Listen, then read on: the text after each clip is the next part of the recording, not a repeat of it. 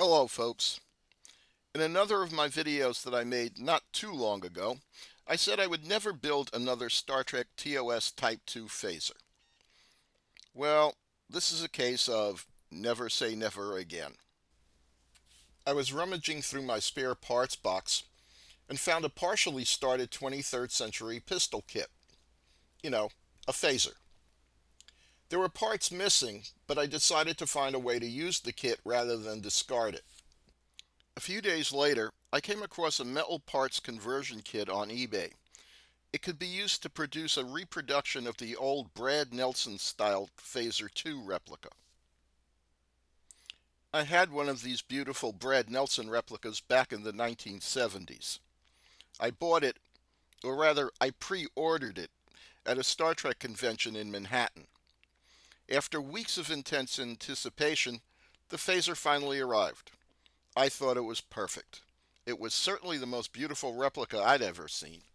Back in the 1970s, there were lots of toys packaged as Star Trek phasers, but none of them looked remotely anything like the screen-used props. So the Brad Nelson replica seemed amazingly realistic compared to all those toys. Compared to the TV props, the Brad Nelson phaser was the right size and had all the right contours, shapes, and details to be a replica of a mid-grade prop. As nostalgic as I am about this replica, I do have to look back and admit that it wasn't as perfect as I felt it was back in the 1970s. I still think the Brad Nelson replica is a beautiful rendition of a Type 2 phaser. However, there were many details of this replica that were simply wrong. First off, it had a tubular metal pistol grip which never appeared on any TV phaser prop. The grip, however, was a very clever way to store the 4 AA batteries that powered the replica's electronics. While the beam emitter housing is okay for a mid-grade phaser, it's the wrong style. The Brad Nelson replica has a TOS Season 2 and 3 color scheme, gray phaser 2 with a black phaser 1. But the beam emitter housing has a concave flashlight reflector front. This design was never used in Season 2 or 3, and I'm not sure it was even seen on screen in Season 1. Like the beam emitter housing, the side dial was also a holdover from Season 1. It looks fine, but it wasn't really accurate for a Season 2 or 3 phaser. The Phaser 2's trigger stud was very dramatic looking, with its conical shape, but it was totally inaccurate. This design was never used on the TV props. It did look cool though. We've come to expect a clear electronic sight window on the front of the more modern Phaser 2 replicas. This feature was completely missing on the Brad Nelson model, and it was just a flat black panel. This might have been deliberate in order to hide the fact that there were no details on the front of the Phaser 1 that could be seen behind the clear window. The last noticeably inaccurate detail on the Phaser 2 was the power setting control knob. This was just a Radio Shack type knob that was too big, the wrong shape, and had no setting markings. The Phaser 1 had a few inaccuracies of its own, starting with the fact that it was not removable. The thumb wheel on the Phaser 1 on my Brad Nelson replica was made out of cast resin, simply painted silver, and it was too thin. However, it was functional and operated an on-off switch that controlled the replica's battery power. The Phaser 1 deflector strips, or side rails, weren't too accurate either. They were just flat strips of metal glued to the sides of the Phaser 1, and they were too wide. Compared to the on-screen phaser props, the Phaser 1 power readout dome wasn't the right size or shape, but it was very unique and it was an interesting feature. In place of the readout dome, there was a working DC power meter, like the kind we used to see on portable tape recorders. It was wired into the phaser too and actually worked, indicating the power level when the phaser was fired. Not accurate to the TV props, but very cool. The last inaccurate feature of the Brad Nelson Phaser 1 was the electron aspirator. Today we're used to prop replicas with embossed or cast metal or metallic grids, but the Brad Nelson Phaser just had a psychedelic looking square piece of dazzle tape where the aspirator grid should have been. Despite all the inaccurate details, I still have very fond memories of my Brad Nelson Phaser, and I wish I could afford to replace it, if I could find one in good condition and at a fair price. However, since that's not very likely to happen, I decided to get the conversion kit I found on eBay and build my own retro Phaser 2 replica. Since I was building this for myself, I didn't take the project very seriously. It was purely for fun, and I wasn't concerned with getting all the details right. Appropriately enough, my model of the Brad Nelson Phaser has just as many inaccuracies as the original replica. Hiya folks.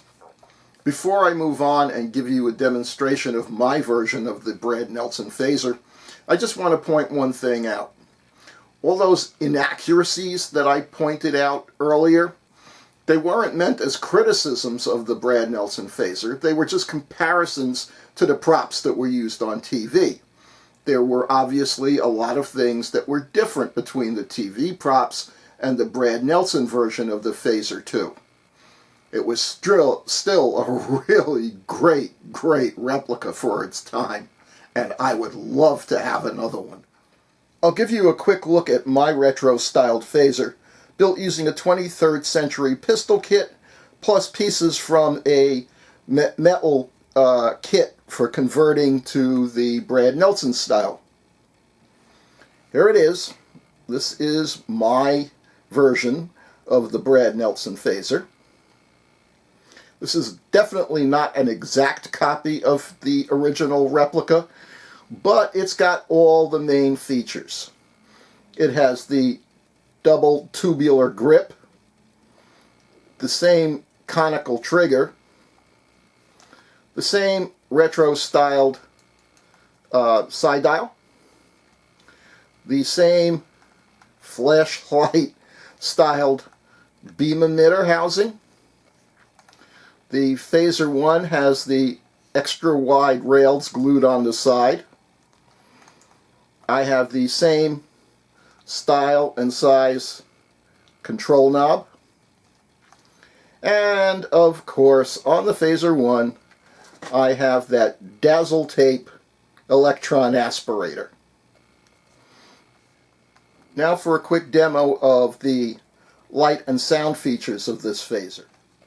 I used the potentiometer located under this control knob and connected to a variable speed chaser circuit that I put into the Phaser 1 to produce the light and sound effects you're going to see.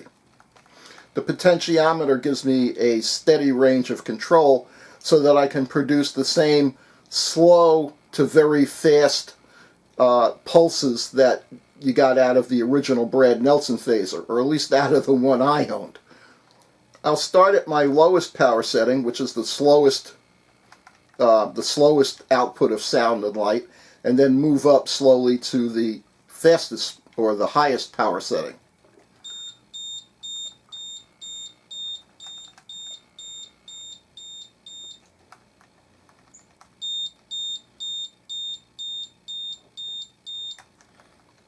And I'll just turn this up a bit.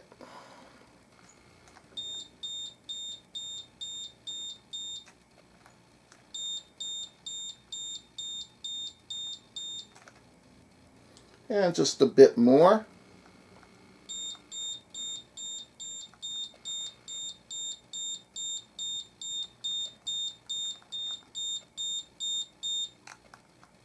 And a bit more.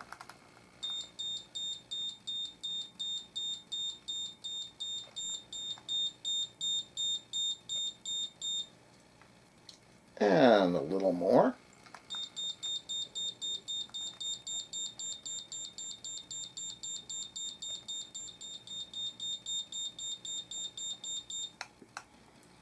And a bit more.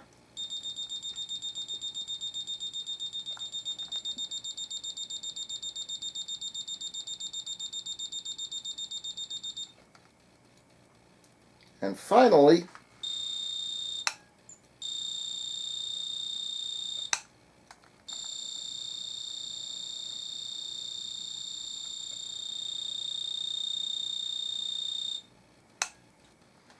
well, that's my version of the Brad Nelson Type 2 phaser.